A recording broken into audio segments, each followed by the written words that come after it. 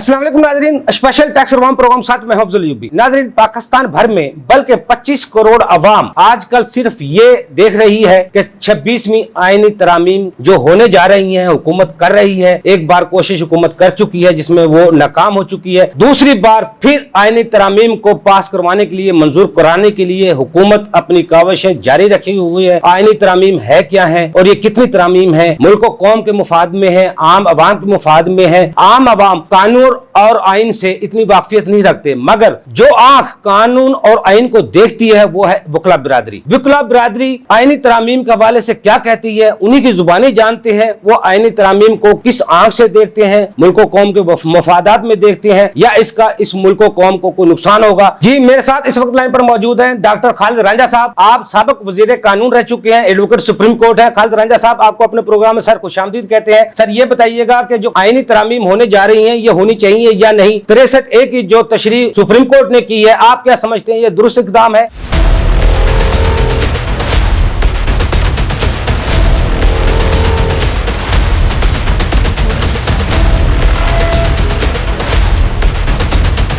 बिस्मिल्लाहिर्रहमानिर्रहीम। ये जो बहस चल रही है पैरामीटर्स 63A के ताबिर आता है। हमारे मुल्क में एक प्रॉब्लम है कि हर आदमी अपनी राय या वोट को बेचने को तैयार है, और ये बात सिर्फ नेशनल असेंबली नहीं या सूबाई असेंबली, जब इलेक्शंस होते हैं, जब लोग कन्वेंसिंग कर रहे होते हैं, उस वक्त इश्तिहार लगा होता है, वोट दो वोट लो। ये बेसिक साइकी है पूरी कौम की कि वोट देने के लिए पैसे मांगते हैं। कोई शर्म नहीं आती किसी को। पार्लियामेंट में ये आगे ऊपर ये एक एफर्ट थी हुकूमत पाकिस्तान की कि इस तरीके से 63A डाल के हम लोगों को बाज रख पाएंगे अपना वोट बेचने की, दिल भी नो हॉर्स ट्रेडिंग। लेकिन पता ही ये चला, जब ये केस जब पोर्शन नाफिज अमल हुआ तो तब भी हॉर्स ट्रेडिंग थी। लोग पैसे दे के वोट लेते थे, पैसे दे के वोट खरीदते थे, और ये कहना कि जो वोट डले हैं वो जेन्युइन डले हैं, ये बात दुरुस्त नहीं थी। आज हमने दोबारा उस बहस को छेड़ लिया है और दोबारा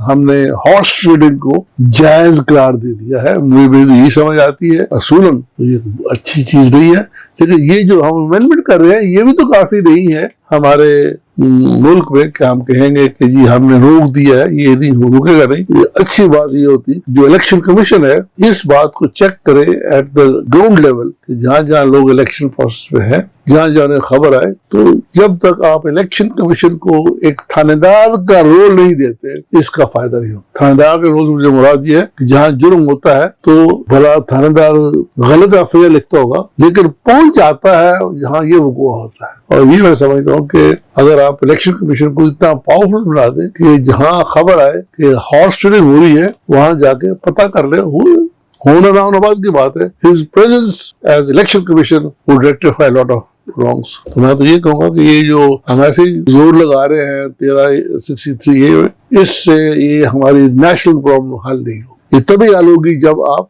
आइन में इलेक्शन कमीशन को ये इख्तियार देंगे कि वो जहाँ जुर्म की इत्तला मिले वहाँ पहुंच जाए और इस बात का नोटिस ले। खालिद रांझा साहब, ये भी बताइएगा कि आईनी तरामीम अगर मंजूर हो जाती हैं तो को पाकिस्तान के सियासी और मुआशी हालात बदल जाएंगे? मैं समझता हूँ कि इसका कोई नेक्सस नहीं है इस शिक का। एक तो ये कहेंगे जी कारोबार बढ़ जाएगा, लोगों को पैसे मिलेंगे, कुछ लोग पैसे देंगे कुछ लेंगे, तो वो तो कारोबारी माहौल बन जाएगा। लेकिन at the interest of the fibre of the entire nation हमें 63A जैसी प्रोविजन यूनी लंबी नहीं बनानी चाहिए। Make it such a manner that is enforceable. अगर एनफोर्सेबल नहीं है तो फिर मैं समझता हूँ ये all lot of sweat and labour achieve nothing. बहुत शुक्रिया सर, आपने हमें टाइम दिया। नाज़रीन, आपने वकला बिरादरी की गुफ्तगू सुनी जिनमें सुप्रीम कोर्ट के भी एडवोकेट थे, हाई कोर्ट के भी एडवोकेट थे, पाकिस्तान बार काउंसिल के भी मेंबर थे, पंजाब बार काउंसिल के भी मेंबर थे और एक्सपर्ट थे, क्योंकि ये अपनी आंख से कानून और आइन को बेहतर जानते हैं। फैसला आपने करना है, जो